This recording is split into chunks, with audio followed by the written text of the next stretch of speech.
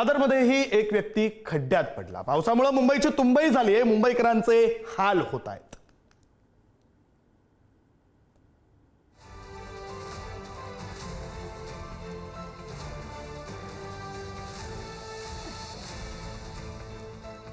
आणि दादरमधले दृश्य आपण पाहतोय। दादर रेल्वे स्थानकातून बाहेर येत असताना एक व्यक्ती खड्ड्यात पडला आणि नेमका माध्यमांच्या कॅमेऱ्यामध्ये कैद झाला। खरं तर या अशा घटना मोजता येणार नाहीत, हाताच्या बोटांवर मोजता येणार नाहीत, इतक्या घटना घडतात, माध्यमांच्या कॅमेऱ्यांमध्ये क्वचित कैद होतात। आज या 2 घटना कैद झालेल्या आहेत। एक व्यक्ती दादर स्थानकाबाहेर येत असताना खड्ड्यात पडला, अगदी माध्यमात काम करणाऱ्या सहकाऱ्यांनीच त्या व्यक्तीला हात देऊन पुन्हा उभं केलं। आणि दुसरी घटना जी महापौरांच्या समोरच घडली, त्यामुळे मग मुंबई महापालिकेच्या कामावर, मुंबई महापालिका प्रशासनाच्या कामावर प्रश्नचिन्ह उपस्थित होणं हे स्वाभाविक आहे। हे प्रश्न मुंबईकर विचारता आहेत।